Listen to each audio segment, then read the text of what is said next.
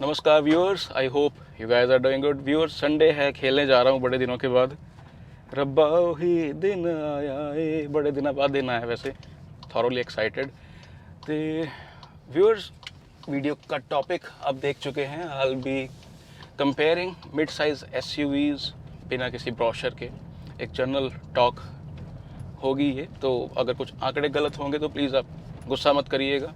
ये कोई chat GPT से स्क्रिप्टेड वीडियो या ब्रोशर देख के वीडियो में नहीं बना रहा है। एक जनरल ओपिनियन आपसे साझा करना चाहता हूँ कि मिड साइज एसयूवी सेगमेंट में जैसे अभी कर्व भी आ गई है, very well packaged car with diesel automatic on offer also. तो क्या होने वाला है आगे इस सेगमेंट में, क्या हम एक्सपेक्ट कर सकते हैं नंबर्स, और कहाँ कुछ कार जो हैं वो पिछड़ रही हैं डिस्पाइट बीइंग गुड, और क्या एक थॉट प्रोसेस रहता है लोगों का कार लेते समय, और क्यों जो कार्स अच्छी हैं वो इतनी ज़्यादा नहीं बिक रही, जो कार्स कुछ मामलों में इन्फीरियर हैं वो ज़्यादा बिक रही हैं। तो थंबनेल अगर आप देख के आए हो जिसमें लिखा हुआ है कि are turbo cars losing on numbers, तो वो नंबर्स की मैं बात इसलिए कर रहा हूँ बिकॉज मैं बहुत बार ये चीज़ कह चुका हूँ कि सेल्समैन इंडिया में इस चीज़ में कामयाब रहते हैं आपको मूर्ख बनाने में कि 1000 सीसी का इंजन है, 1200 सीसी का इंजन है जी, आप 1500 ले लीजिए। वो आपको नहीं बताते कि 1500 सीसी जो आपको वो दे रहे हैं 12-15 लाख में, वो नेचुरली एस्पिरेटेड है, जिसके नंबर्स अगर फिर दूसरे नंबर्स आ जाएं जिसमें BHP, इसमें NM टॉक, कितना टॉक आपको कितने RPM पे प्रोवाइड हो रहा है, वो सभी मामलों में वो पिछड़ते हैं। इसीलिए जब आपको ओवरटेक करना होता है और आप दूसरे गियर में पुल करने की कोशिश करते हो तो पुल करते ही रह जाते हो। मुझे वो वेलकम मूवी का डायलॉग याद आता है कि तू गोली भरता रह जाएगा और मेरी कोई गेम बजा देगा। बट टर्बो कार्स की ऐसी लत लग जाती है ना, जैसे मैं अभी T-Roc चला रहा हूँ, स्लाविया चलाता हूँ, ऐसी लत लग गई है कि हाईवेज पे अब लिटरली मैं कोई नेचुरली एस्पिरेटेड कार तो नहीं चला सकता। अब ये डिबेटेबल है, आप होंडा को बीच में ले आते हो, देखो यार हर कोई होंडा तो नहीं है ना, जैसे हर कोई 1.5 TSI नहीं बना सकता, 1500 सीसी टर्बो तो बहुत ब्रांड्स ने बना दिया। बट उसमें भी देखिए, अगर ऐसी परफॉर्मेंस की कोई बात होती ना, तो अब तक एलिवेट की बहुत एक पॉजिटिव वाइब होती मार्केट में और वो बहुत बिक रही होती, जबकि सेल्स उसकी बिल्कुल नोज डाइव कर गई हैं। तो मैं आपको कुछ जो कार्स हैं इस सेगमेंट में उनके हल्के फुल्के प्रॉज एंड कॉन्स बताने की कोशिश करूंगा, ताकि आप खुद डिसाइड करो कि आपको क्या लेना है। मैं तो ये कहता हूँ कि इंडिया में अगर आप कोई भी कार चला रहे हो, आपको एंजॉय करना चाहिए, अपने डिसीजन को बैक करना चाहिए अगर आपने वो चीज़ रिसर्च करके ली है।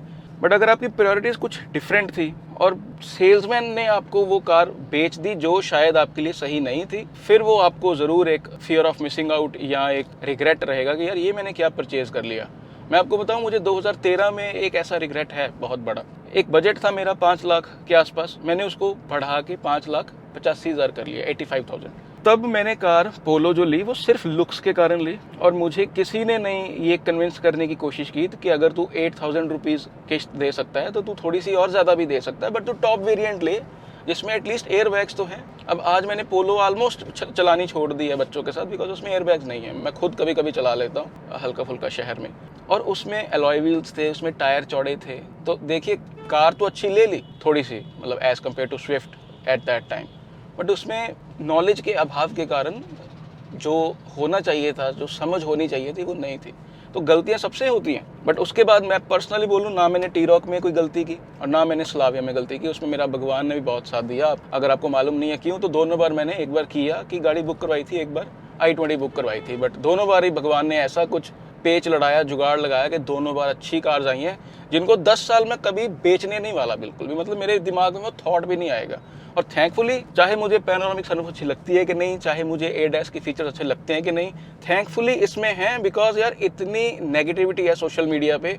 अगर इस कार में मेरे ये फीचर्स ना हो तो अगर मैं उस पर ओपिनियन दूंगा ना, तो ये लोग कहेंगे कि आपको क्या मालूम इसमें क्या मज़े हैं पैनोरामिक सनरूफ। यहाँ पे आपने कभी देखा कि इसको खोल के मैंने कोई पिक्चर डाली हो या कुछ ऐसे? आपने कभी ADAS की मुझे बात करते देखा है? AE भी डेफिनेटली हेल्पफुल है, लेन असिस्ट भी ओके है, बट यार these features are not deal breakers in India. उसके कारण मैं एक अच्छी गाड़ी पैरामीटर्स पे जो खरी उतरती है फंडामेंटल्स की, उसको छोड़ के मैं ADAS वाली गाड़ी नहीं लूँगा। मुझे पैसिव सेफ्टी भी चाहिए, अकेली एक्टिव सेफ्टी नहीं चाहिए मुझे। तो थैंकफुली ये कार जो है ना मेरी पर्टिकुलरली, इसमें I am very much covered. जब मैं क्वालिटी की बात कहता हूँ कि यार ये चीज़ अच्छी है, तो सामने वाला एटलीस्ट ये नहीं कहेगा कि यार खुद तो आप ये चला रहे हो, मतलब है ऐसे लोग लिटरली। 97% मेरी ऑडियंस बहुत अच्छी है, ट्विटर पे पर्टिकुलरली बहुत ज़्यादा अच्छी है, वहाँ पे तो 99% होगी, यूट्यूब पे 97% अच्छी है। 3% जो है वो उनको एक थोड़ी सी रहती है प्रॉब्लम, चाहे आप किसी ब्रांड को भी अच्छा बोल दो, किसी को भी बुरा बोल दो, ठीक है। तो व्यूअर्स, सबसे मैं बात पहले करना चाहता हूँ Hyundai क्रेटा की। मार्केट लीडर है, 17-18 हज़ार के आसपास बिकती है। मतलब सभी कार्स का अगर आप टोटल कर दोगे इस सेगमेंट में तो शायद तब भी, क्योंकि सेल्टॉस भी कोई ज़्यादा नहीं बिक रही, 9,000 के आसपास ग्रैंड विटारा बिक रही है, 6,000 के आसपास सेल्टॉस बिक रही है, और कुशाक, टाइगुन, एलिवेट के नंबर मिलाऊंगा तो शायद ही मिला के 17-18 हज़ार होंगे। तो वो अकेले ने वो परचम लहरा के सेल्स का वो बिक रही है। डिटेल में नहीं जाऊंगा, डेफिनेटली Hyundai का एक इकोसिस्टम है, एक रिलायबिलिटी फैक्टर है, एक अच्छी सपोर्ट की रेपुटेशन है, राइट। बट एक प्रोडक्ट भी उनके हाथ में बहुत अच्छा है because of the size, features, immediate feel good factor when you visit the showroom and something for everything in the budget। आपका बजट 11-12 लाख है तब भी आपके पास 1.5 नेचुरली एस्पिरेटेड है, और अगर आपका बजट 20+ है तो फिर आपके पास ऑटोमेटिक डीजल भी है, automatic turbo 1.5 GDI automatic with TCT gear box भी है, राइट। ये मैंने इसलिए उतारा है, मुझे कैमरा दिख ही नहीं रहा था। तो देखिए ये इकोसिस्टम है इस कार का। एंड फीचर्स में ये फ्रंट रनर थी है बिकॉज अभी कर्व आ गई है तो वो कंपेयर करना होगा, उसमें भी मुझे लगता नहीं कोई फीचर मिसिंग है। और बिकती ये इसलिए है बिकॉज जो दिखता है वो बिकता है, बट दिखने के लिए भी पहले बहुत मेहनत करनी पड़ती है। पहली क्रेटा भी सक्सेसफुल रही थी, Hyundai ने मेहनत जो थी ना वो मेरे जैसे ही 2013-14 में इतनी ज़्यादा कर ली कि अभी वो उसी चीज़ की मलाई जो है वो खा रहे हैं। मतलब मैंने भी जो क्लाइंट सबके बनाए हैं तब के चलते आ रहे हैं, और उसी कारण मैं इन चीज़ों के लिए टाइम भी निकाल लेता हूँ बड़े आराम से, कोई मसला नहीं है। तो Hyundai ने जो मेहनत की थी सेंट्रो पे, पुरानी वाली, सबसे पुरानी वाली वर्ना पे, i10 पे, तो उसका फ्रूट जो है एक ट्रस्ट का मिडिल क्लास ऑडियंस में, अपर मिडिल क्लास ऑडियंस में ऑल्सो, वो उनको मिल रहा है भरपूर। बट देखिए एक पीस ऑफ माइंड जो कस्टमर महंगी कार्स चलाते हैं, बट एक पीस ऑफ माइंड सेफ्टी को लेके एक ट्रस्ट ब्रेक हुआ जब एलिफेंट दिखाए गए छत के ऊपर और बोला गया कि कार ऐसा है वैसा है, बहुत अच्छी इसकी सेफ्टी है। बट इवेंचुअली जब सेफ्टी रेटिंग्स आई तो 3 स्टार्स आई, तो उसके बाद एक Hyundai ने ट्रस्ट लूज किया है उस चीज़ पे।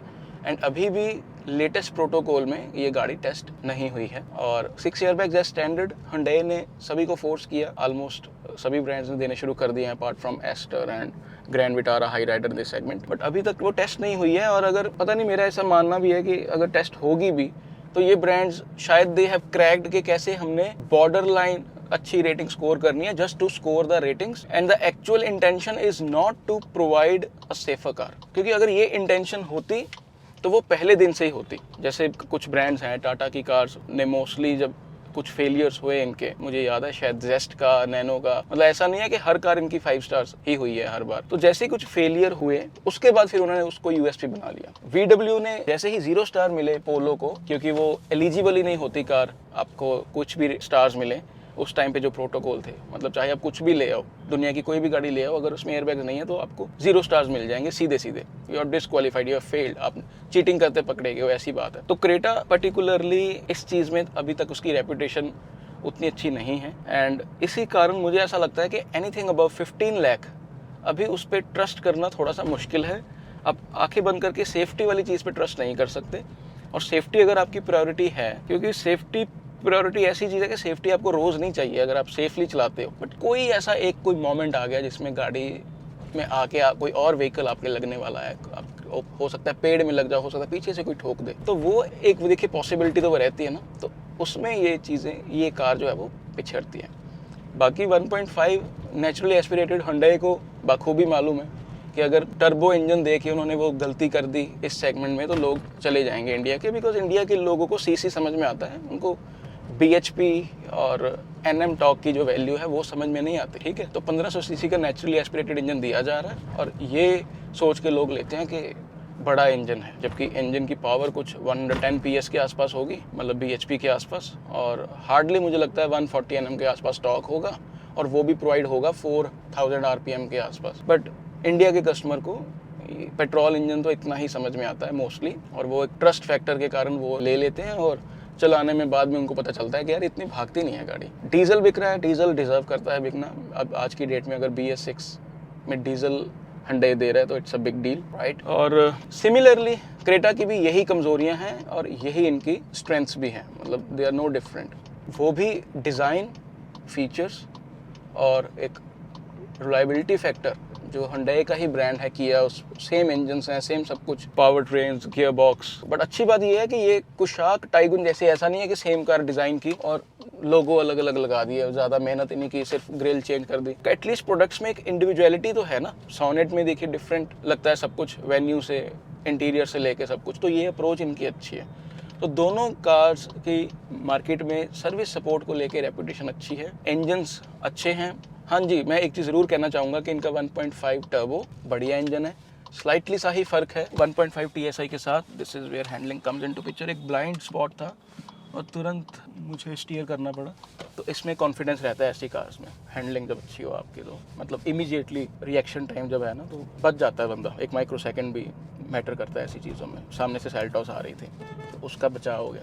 तो फिर मैं आता हूँ ग्रैंड विटारा पे। देखिए उनके टर्बो इंजन अच्छे हैं Hyundai के, and they deserve credit for that. But साथ में अगर सेफ्टी वाला टैग लग जाएगा तो फिर 20 लाख प्लस इनकी एक जो एक्चुअल होनी चाहिए वैल्यू, वो हम उसको ऐसे उस तरीके से देखेंगे। ग्रैंड विटारा और हाई राइडर में भी 1.5 नेचुरली एस्पिरेटेड माइल्ड हाइब्रिड दिया जा रहा है। जो माइल्ड हाइब्रिड क्या करता है, इंजन को थोड़ा सा पुश देने में हेल्प करता है, जबकि जो बढ़िया वाला हाइब्रिड है जिसकी 27 kmpl क्लेम करती है कंपनी, उसमें एक डेडिकेटेड बैटरी है जो गाड़ी को लो स्पीड्स पे चलाती है, उसमें इंजन एंगेज नहीं होता, जिससे आपकी फ्यूल एफिशिएंसी जो है वो ज़बरदस्त हो जाती है और बहुत स्मार्टली स्विचिंग होती है इंजन और बैटरी में, आपको ज़्यादा पता भी नहीं लगता और वो ऑपरेशन भी स्मूथ रहता है। बट अगेन यार, नंबर्स नहीं है ना। टॉर्क जो है वो 1500 सीसी माइल्ड हाइब्रिड में 140 के आसपास है, और इसमें तो जो 3 सिलेंडर हाइब्रिड है उसमें आई थिंक 130 के नीचे। और वो परफॉर्मेंस ओरिएंटेड कार्स नहीं है।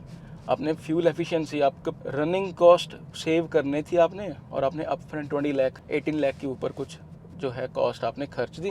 मतलब मैं क्या बोलूँ इस पे यार। ठीक है, चलो अपना अपना है। मैं खुद लोगों को रेकमेंड करता हूँ बिकॉज फिर उसके साथ टोयोटा और मारुति का जो बढ़िया रिलायबिलिटी और सपोर्ट है, वो फैक्टर भी तो है ना। एंड इसमें अभी तक जो कमी मुझे लग रही है ना बड़ी, एक तो पहली बात तो ये है कि 1500 सीसी जो ऊपर वाला इंजन है माइल्ड हाइब्रिड, वो परफॉर्मेंस ओरिएंटेड तो बिल्कुल नहीं है। आप ये सोच के मत लीजिएगा, बस आप ट्रस्ट फैक्टर के कारण ले रहे हो। एक बैलेंस्ड व्हीकल ले रहे हो, ग्लोबल सी प्लेटफॉर्म है जिसकी ब्रेजा में सेफ्टी टेस्ट हो चुकी है, 4 स्टार्स आए थे विद स्टेबल बॉडी शेल, जिसका मतलब है कि लोड पाथ्स वगैरह जो हैं दरवाज़ों में सारा वो दिए गए हैं, इसमें कोई कंजूसी नहीं की गई।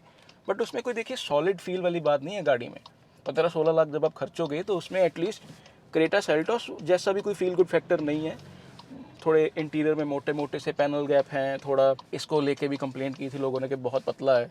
मतलब वो एक बजट जैसी कार है, ऐसा लगता है कि ब्रेजा का ही थोड़ा सा एक आपने अपर वेरिएंट कोई ले लिया है, तो वैसा सा है कुछ। और सबसे बड़ी चीज़ 2024 में भी जब स्कोडा VW जैसे बैक बेंचर्स ने भी 6 एयरबैग शुरू कर दिए देने, तब मारुति ने अभी तक नहीं दिए वो हमें, और ना ही टोयोटा ने दिए हैं। तो ये भी इस तब होता है जब आपकी सेल्स अच्छी हो। ठीक है, ये चीज़ है। मतलब इसमें बेंचमार्क्स जो हैं वैसे टॉप ब्रांड्स को सेट करना चाहिए, बट उसमें वो खरे नहीं उतर रहे। Hyundai खरा उतरा है, और Hyundai की मैं डीपली इस चीज़ को लेके रिस्पेक्ट भी करता हूँ कि एक डिपार्टमेंट को छोड़ के, जिसमें वो बुरे नहीं है, उसमें वो एवरेज है, उसको अगर वो एक स्टेप ऊपर ले जाएंगे तो बहुत उथल पुथल हो जाएगी मार्केट। बट मारुति वहाँ नहीं रीच कर सकती। मारुति ना तो इंटीरियर में कभी ऐसे इंटीरियर दे सकती है पॉलिश्ड, इतने मतलब क्या ही बोलूँ मैं, जो क्रेटा के इंटीरियर है, राइट।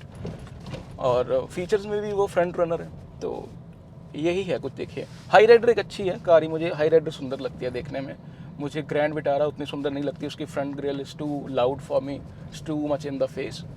तो हाई राइडर मैं बहुत लोगों को पर्सनली रेकमेंड करता हूँ। जो कोई कह ही देता है कि फ्यूल एफिशिएंसी चाहिए, तो मैं डीजल नहीं कहता उसको। डीजल ऐसी कल को बंद होगी तो फिर आप बोलोगे कि आपने जो ऐसी डीजल हमें रेकमेंड कर दी, तो थोड़ा बच के चलना पड़ता है खुद, चाहे मैं जो मर्जी करूँ। और कई बार MG ZS EV हो गई, ऐसी नेक्सॉन EV हो गई, तो अभी जैसे विंडसर भी आ गई है, कल उसकी प्राइसिंग आ गई है 13.5 लाख से शुरू है। तो ये गाड़ियाँ जो है फिर मैं रेकमेंड कर देता हूँ। दोस्तों मैं जहाँ पे आना चाहता था वहाँ पे मैं पहुँच गया हूँ। इस वीडियो को मैं अभी रिज्यूम करता हूँ, क्योंकि जो मेरे फेवरेट कार हैं सेगमेंट में, Europeans and kind of Indians also, और एलिवेट भी, वो तो मैं देखिए कवर करना पेंडिंग है, तो मैं इसको रिज्यूम करता हूँ। तो व्यूअर्स गेम खत्म हो गई है। As you can see my shirt is drenched in sweat. Match हार गए हैं, लेकिन playing on Sunday with friends is a luxury, और उस चीज़ में हम जीत गए हैं। एंड व्यूअर्स टॉपिक को कंटिन्यू करते हैं। तो व्यूअर्स मैं आना चाहता हूँ एस्टर पे।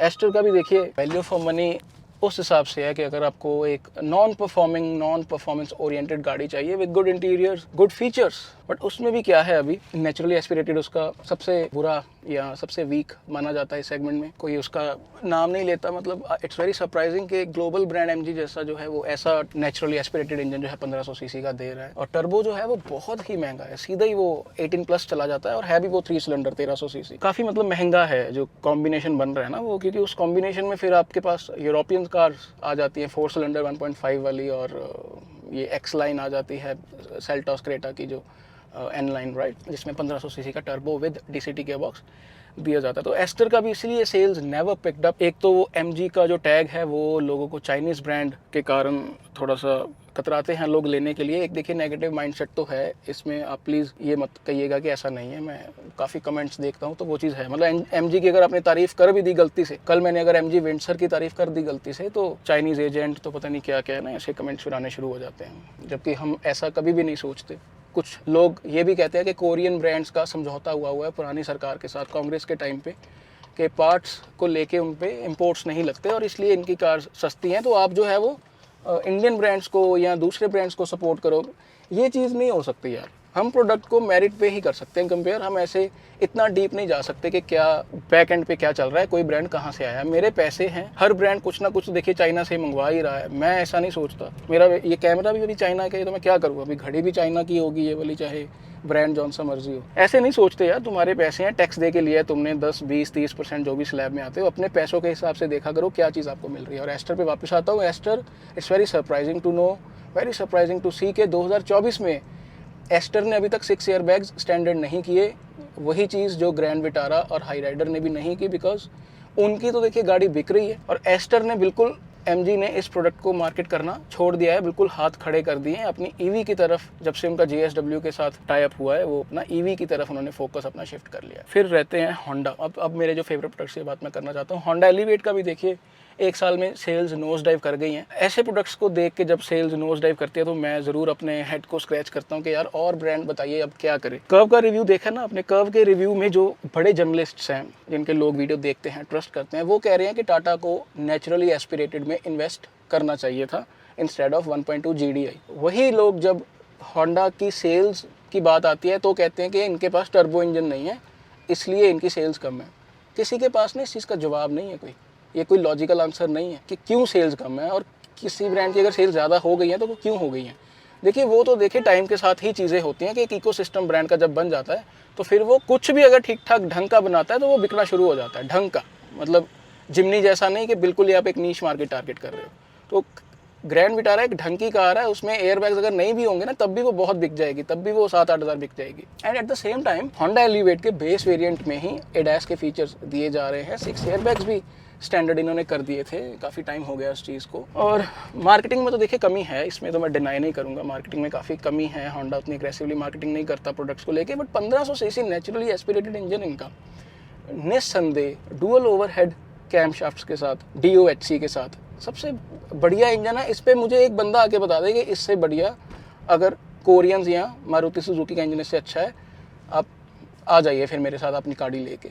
नहीं है, CVT गियर बॉक्स और 1.5 का ये जो कॉम्बिनेशन है ये सबसे बढ़िया है चलाने में। अब होंडा ने गलती कर दी कि प्रोडक्ट पे उतना जो है ना उतना पॉलिश तरीके से नहीं बनाया जितना इन्होंने होंडा सिटी बनाई है। जिस तरीके के NVH लेवल्स उसमें कंट्रोल्ड हैं, जिस तरीके के पार्ट्स की क्वालिटी उसमें लगती है होंडा सिटी में, वो एलिवेट में कहीं मिस हो गई है। I don't know have they change your vendors और व्हाट। और मार्केट में इसका कोई बज़ भी नहीं बना क्योंकि डिज़ाइन जो है ना कुछ जगह पे सोबर है, कुछ जगह पे ओवरली एग्रेसिव है। फ्रंट की ग्रिल थोड़ी सी इन द फेस है, जस्ट लाइक ग्रैंड विटारा की फिर सोबर लगती है, इसकी इट्स इन योर फेस। वो नहीं शायद लोगों को उतनी जची क्योंकि डिज़ाइन कॉपीड लगता है सेल्टॉस से। बट सेल्टॉस जैसे ही ये गाड़ी आई एलिवेट, सेल्टॉस ने अपने आप को अपग्रेड कर लिया, उसकी फेसलिफ्ट आ गई और वो इतनी सुंदर लगती है। तो हुआ क्या, एलिवेट एकदम से एक फ्रेशनेस कस्टमर को नहीं दिखी। तो होता क्या है ऐसे प्रोडक्ट के साथ, फिर जब आप compete करते हो ना मार्केट लीडर्स के साथ जो ऑलरेडी एक बैलेंस प्रोडक्ट दे रहे हैं प्रैक्टिकलिटी को ध्यान में रख के, तो उनके साथ फिर आप फ्रॉम डे वन आप पिछड़ जाते हो क्योंकि ना तो आपका इकोसिस्टम है वो वाला एक्सेसरीज वाला के बेस वेरिएंट को टॉप वेरिएंट कर दिया जाए, ना आपकी एक स्नॉब वैल्यू है। फिर अब क्रेटा की क्या हो गई है, इतनी सेल के बाद एक स्नॉब वैल्यू भी बन गई है, सेल्टोस की भी बन गई है। वो शायद होंडा की कुछ सालों में लूज़ हुई है जब से इन्होंने अपनी अकॉर्ड, सिविक जैसी कार जो है, CR-V जैसी कार जो है वो बंद कर दी है। उसके बाद स्नॉब वैल्यू धीरे धीरे डिक्लाइन हुई है। तो इंस्टेंटली होंडा एलिवेट लेते लेते कस्टमर सोचता है चलो यार क्रेटा ले लेते हैं, चलो यार हाई राइडर ले लेते हैं। तो ये चीज़ हो रही है। हालांकि इसने जो है सीधी जो सेंधमारी की है इस प्रोडक्ट ने, जितनी भी ये बिक रही है 1500 से 2000, वो यूरोपियंस को ज़रूर इन्होंने सेंधमारी कर दिया। उनकी सेल्स जो पहले फिर भी 2500-2600 थी, वो सीधा ही अभी वो भी 2000 के नीचे आ गए। अभी मैं यूरोपियंस से आने से पहले कर्व पे आना चाहूँगा। कर्व के आने से मैं ये देख रहा हूँ कर्व के 5 to 7,000 की सेल्स तो मैं अनुमान लगा रहा हूँ कि ये निकालेगी गाड़ी। शुरू में इसकी क्रेज़ भी है, उसके बाद क्या होगा वो हम नहीं दे सकते। रॉक्स, महिंद्रा रॉक्स खड़ी है, गुड लुकिंग प्रोडक्ट। हाँ देखो, मैं भी जर्नलिस्ट हूँ, अच्छा ही बोलेंगे ना महिंद्रा के बारे में। तो कर्व का देखिए ऐसा है, just like Creta, if you have a budget from 10 lakh to 20 lakh or even more, there is a Tata Curvv for you. Nexon की सेल काफ़ी हर्ट होगी, बाकी किस ब्रांड की होगी ये हम अभी नहीं कह सकते, बिल्कुल नहीं कह सकते। बिकॉज नेक्सॉन अगर अच्छी बिक रही है, पंच अगर अच्छी बिक रही है, तो जब मैं मारुति की और हुंडई की कार्स भी देखता हूँ तो वो भी अच्छी बिक रही हैं। तो ये समझ में नहीं आएगा कि आपको कि ये वेन्यू की मार्केट खा गई, ये एक्स्टर की खा गई, ये वैगनआर की खा गई, ये सोनेट की खा गई। तो हो सकता है कई बार प्रोडक्ट को एग्जिस्ट करता है, थोड़ा थोड़ा शेयर सबका लेके, और अपना ही कोई प्रोडक्ट कैनिबलाइज कई बार हो जाता है। तो ये देखने वाला होगा कि टाटा 45,000 से कितना नंबर अपना इंक्रीज करता है सेल्स में विद टाटा कर्व। बेसिक एक टर्बो इंजन है जिसका मैनीफोल्ड में होते हैं इंजेक्शन। फिर इनका GDI है जो महंगा है, थोड़ा सा ओवरप्राइस्ड है। इंजन अच्छा है, रिफाइंड है, चलाने में मज़ा आता है। बड़े गियर में भी आप जब पिक करते हो तो सडन टॉक रश वाली एक टेक्नोलॉजी है, वो प्रोवाइड है, और बढ़िया उठता है इंजन। मज़ा आया मतलब चला के। ड्राइव रिव्यू आप देख सकते हैं चैनल पे। डीजल 15 लाख के नीचे ऑटोमेटिक दे रहे हैं आपको 14.5 लाख में, मतलब अंडर 4 मीटर कोई गाड़ी नहीं है जो 4 सिलेंडर डीजल आपको क्रायोजेट ये जैसे दे रहे हैं with DCT gearbox, wet clutch also. तो देखिए डीजल का लो एंड टॉक या एक ये रिलायबल भी है इंजन इनका। तो ज़्यादा इक्विपमेंट वाली कार आपने अगर नहीं लेनी तो 14.5 लाख में आपको शहर में चलाने के लिए 2000 किलोमीटर से ज़्यादा अगर रनिंग है, और एक महीने में एक बार आप हाई रेव कर लिया करोगे गाड़ी को, ताकि आपका जो वो इश्यूज़ ना आए कोई भी कैटालिटिक कन्वर्टर के, मतलब और क्या चाहिए आपको। मतलब रेव हैप्पी तो है ना इंजन वो वाला, ठीक है। और टर्बो इंजन का जैसे मैंने बता दिया, दोनों के साथ ही DCT गियर बॉक्स आ रहा है। तो जैसा आपका बजट है, कम बजट है तो नॉर्मल टर्बो ले लीजिए, परफॉर्मेंस उसकी भी अच्छी है। हमने कोई रेसिस तो लगानी नहीं हमें, लेकिन टॉर्क तो मिल रहा है ना अच्छा 170 Nm के आसपास 1700 RPM पे, और दूसरे वाले में मिल रहा है अपना 225 Nm के आसपास।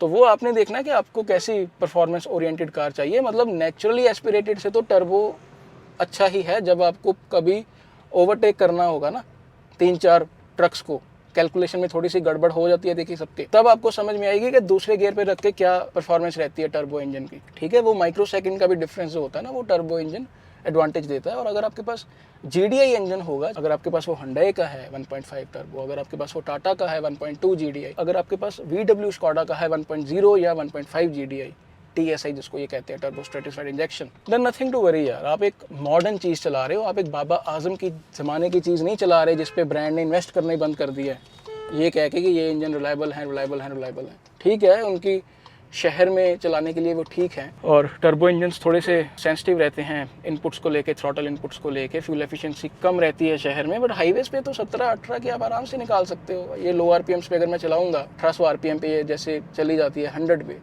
बहुत ईजिली लोग 1500 सीसी टर्बो से 18 से लेके 22 तक निकालते हैं। और मेरी भी ईजिली 18-19 के मैं स्क्रीनशॉट्स जो है वो शेयर करता रहता हूँ ट्विटर पे। तो ये है सीन कुछ कर्व का, देखने वाला होगा कि क्या। टाटा का लेकिन अच्छी एफर्ट है, एक बैलेंस प्रोडक्ट देने की कोशिश की है। डिज़ाइन को बिल्कुल ही गैम्बल किया है, हिट और मिस जैसे है ये चीज़। फीचर लोडेड गाड़ी है ताकि कोरियंस के साथ नेक टू नेक कम्पीट किया जा सके। और सेफ्टी को लेके USP है इनकी, क्योंकि अभी यूरोपियंस नहीं कह सकते कि सेफ्टी वाला जो USP है वो सिर्फ हमारे पास है। टाटा उससे अभी एक कदम आगे निकल चुका है because of the larger portfolio and providing cheaper cars like Punch with 5 star safety. तो निस्संदेह बंदे को जो गाड़ी है ये ले सकता है अगर आपकी प्रायोरिटी सेफ्टी और फीचर्स हैं with a good kind of a good engine, diesel and GDI 6 airbags as standard also. तो अच्छा काम किया टाटा ने उस प्रोडक्ट पे। जिस चीज़ों पे काम करना चाहिए वो सबको मालूम है कि इनको अपने रिलायबिलिटी का स्कोर और अपना जो सर्विस सेंटर या जो सेल्समैन इनके हैं थोड़े से एरोगेंट रहते हैं, इश्यूज़ आते हैं, चाहे वो प्रोडक्ट के कारण है, चाहे वो वर्कमैनशिप के कारण है, वो चीज़ें फिक्स होनी चाहिए। बट थोड़ी सी उस चीज़ की एग्जैगरेशन भी ज़्यादा है। और ट्विटर पे भी मैंने देखा है कि बाकियों का पता नहीं इनको पैसे दे के कोई इनकी बात बढ़ा चढ़ा के करता है। बाकी चलो, मैंने कल रिव्यूज़ मंगवाए हैं, बहुत सारे साइट पे आए हैं कल रात को, तो पढ़ता हूँ, वो मैं डालता हूँ वेबसाइट पे, क्योंकि जाएंगे तो वर्ड टू वर्ड ही, जिसने भी फोटो भेजी हैं गाड़ी की, तो पता चल जाएगा कि एटलीस्ट हमारी कम्युनिटी में क्या हाल है इनका। अभी मैं आना चाहूँगा मेरे फेवरेट ब्रांड, इसीलिए मैं जर्नलिस्ट नहीं हूँ, मैं ये इस चीज़ का ना दम रखता हूँ कि मैं क्या पसंद करता हूँ। और पसंद मैं कोई मेरे फूफा जी की कंपनी नहीं है VW स्कॉडा, ठीक है, मुझे अच्छे लगते हैं वो, बिकॉज मैंने अपने हार्ड एंड मनी उन पर ट्रस्ट करके लगाई है। 100 कमियाँ होंगी, बट देखिए गाड़ियाँ तो ओवर इंजीनियर्ड हैं इनकी। अगर 2 डिस्क ब्रेक और 2 ड्रम के साथ भी ब्रेकिंग बाकी कार से अच्छी फील होती है हाई स्पीड्स पे। अगर परफॉर्मेंस में लोग कहते हैं कि नहीं यार यूरोपियंस वाली बात नहीं बनी, अगर एक्सटीरियर प्रिसीजन बिल्ड में, ठीक है, मैं बार बार दिखाता हूँ कि रबर बीडिंग कैसे होती है, मेटल के जब पार्ट्स जुड़ते हैं तो कैसे होते हैं, उसमें अगर वो चीज़ का इनका सिक्का है तो यार फिर ओवर इंजीनियरिंग तो वर्ड तो थोड़ा ज़्यादा हो गया, but they are better engineer, ठीक है, जुगाड़पंथी वाला काम नहीं है इनका। मैं सिर्फ ये देखो मेरा हैंडल अभी क्रीक कर रहा है, इसके कारण ना मैं 99% चीज़ों को इग्नोर नहीं करूँगा कि क्या अच्छा है उसका as compare to the segment. ये देखो यार मैं T-Roc चला रहा हूँ, Q3 लेने की मेरी इच्छा खत्म हो गई है इसके बाद, because of the 1.5 with DSG, heavy doors, excellent handling और फील ही अलग है यार कार की। दिल च वही गड्डियाँ सीधी है इत्थे, ठीक है। ये मैनू कोई ब्रांड बुलावे ना बुलावे, मैनू कोई फ़र्क नहीं पैंता। गाड़ियाँ तो देखिए जब मेरे पास टाइम होगा मैं सोर्स कर सकता हूँ, और जब कोई ब्रांड नहीं भी बुलाएगा, गाड़ी सोर्स जब हम करते हैं, मेरे एम्प्लॉयज़ के पास हर तरीके की गाड़ी है भाई, ठीक है, उसका रिव्यू ऑनेस्ट ही जाएगा। मैं i20 CVT को अभी इतना रेकमेंड करता हूँ, ब्रेजा को भी रेकमेंड करता हूँ, MG को रेकमेंड करता हूँ, महिंद्रा 3XO की डेडिकेटेड 2 वीडियोज़ मैंने डाली। इस चीज़ों से ऊपर उठ चुके हैं यार लोग, ट्रस्ट करते हैं ना, जब ये अचीवमेंट है लाइफ की कि ट्विटर पे लोग ट्रस्ट करते हैं। ट्विटर पे ना जनता कोई स्नैपचैट वाली नहीं है, बच्चे नहीं है वहाँ पे, तो वो ट्रस्ट को कायम करने के लिए ना आपको वो फिल्टर हटाने होंगे, बताना होगा। इसीलिए वो लोग समझ गए हैं कि नहीं यार ये बंदे ने लिखा तो हुआ है वॉक्सवैगन स्कॉडा फैन, बट यार इट्स नॉट लाइक दैट।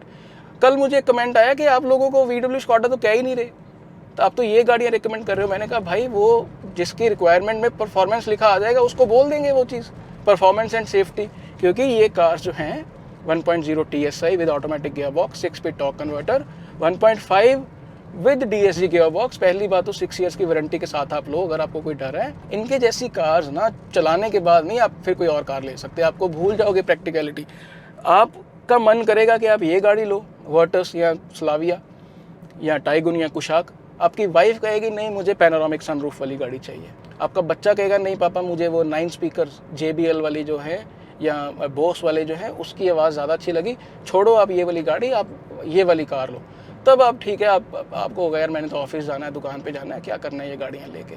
ये हो रहा है, ये गाड़ियाँ कुछ चीज़ों में पिछड़ ज़रूर रही हैं, बट इंजीनियरिंग में नहीं पिछड़ रही है कार्स। मुझे एक जर्नलिस्ट बड़े से बड़ा आके बोल दे कि ये कार्स की परफॉर्मेंस ख़राब है, ये कार्स में अगर आप XP95 का प्रॉपर इनका ध्यान रखते हो, इनको प्रॉपरली टाइमली सर्विस करवाते हो तो प्रॉब्लम आ जाती है, ऐसा कुछ भी नहीं है। इनकी प्रॉब्लम्स आई हैं पीछे, इनका AC भी एवरेज है, मैं सीधा कहता हूँ, इनका 1.0 मैनुअल में AC एवरेज है, ऑटोमेटिक में नहीं है, ना ही 1.5 में ऐसा कुछ है। वेंट्स की पोजीशनिंग गलत है इनकी, जैसे इस T-Roc का थ्रो जो है ना ये 9 डिग्रीज़ में मारता है थ्रो हवा का, मेरी स्लाविया मारती है 6 डिग्रीज़ पे, और स्लाविया के वेंट्स हैं नीचे, उसको ऊपर अगर आप नहीं करोगे तो तुरंत आपको ये जो डैशबोर्ड की गर्मी लगती है फेस पे, तो आपको ये फीलिंग आएगी कि इनके AC कामयाब नहीं है। इट्स नॉट द केस, वो डिज़ाइन का फ्लॉ है इंडिया के हिसाब से, T-Roc में नहीं है, ये मेरे फेस पे है बिल्कुल सामने। एंड इनका EPC का इश्यूज जो आए थे वो पंप्स रिप्लेस हो गए हैं, उसके बाद ऐसा कोई नोन इशू नहीं आया है। अगर आप घटिया जगह से फ्यूल डलवा रहे हो तो भाई ये गाड़ियाँ ज़रूर थोड़ी सी हाईटेक हैं, आपकी गाड़ी ख़राब ना हो इसलिए वो जब कुछ ऐसा डिटेक्ट करता है तो कार रुक जाती है कह के कि EPC एरर, ताकि आपके वहाँ तक इंजन तक जो है वो ज़्यादा खराबी ना आए, तो पीछे पीछे सारा वो रोक लेती है और EPC एरर आ जाती है, ये चीज़ है। बट रिलायबल है कार्स, 2.0 में ऐसा अभी कोई नोन इशू नहीं है। सारा दिन ट्विटर पे लोग टैग करते हैं कि मैंने कार ली, मैं बहुत खुश हूँ। लोग अपनी, जब मैं फ्यूल एफिशिएंसी का डालता हूँ तो लोग मुझे ट्वीट करके अपनी पिक्स भी डालते हैं कि हाँ जी हमने भी इतनी चला दी। बहुत अच्छी कार्स हैं, धीरे धीरे पीपल आर रियलाइजिंग। और मैं एक चीज़ फिर कहूँगा, इतने टफ कंपटीशन में अगर आप स्कॉडा और VW का शेयर जोड़ दें तो मैं फिर भी 6500-7000 कार्स नंबर बुरा नहीं मानता। होनी चाहिए 12,000 के आसपास कम से कम टू सर्वाइव या टू सस्टेन गुड नंबर्स। एक अपने फ्यूचर के लिए होनी चाहिए 10-12,000, बट 7,000 C2 सेगमेंट में जहां आप स्कॉर्पियो एन जैसी कार्स के साथ compete कर रहे हो, आप हैरियर की प्राइसिंग ओवरलैप हो रही है, क्रेटा सेल्टोस से लोग देखने को तैयार नहीं है, एलिवेट जैसी गाड़ी है, हाइब्रिड कार्स इनमें मिल रही हैं, फिर भी अगर आप 7,000 नंबर निकाल रहे हो तो इसका मतलब ये है कि अगर आपका पोर्टफोलियो बड़ा होगा, अगर आप B सेगमेंट में भी कार्स को टारगेट करोगे, अगर आप 7 सीटर कैरेंस या एल्काजार वाले सेगमेंट को टारगेट करोगे तो आप ये नंबर इंप्रूव कर सकते हो। एंड थैंकफुली स्कॉडा लेके आने भी वाली है। बहुत मज़ा आता है यार ये कार चला के। स्लाविया में जितनी बार चलाता हूँ ना, अभी तो मैं टी-रॉक चला रहा हूँ, मैं अपने आप को I feel proud of my decision कि यार सही है, ठीक है। मैं ये पियानो फिनिश पे चर्चर सुन के बोलूँ कि मैं अभी एक इन्फीरियर चीज़ लेने जा रहा हूँ जो बॉर्डर लाइन सेफ्टी प्रोवाइड कर रही है या ग्लोबल कार नहीं है, भाई नहीं।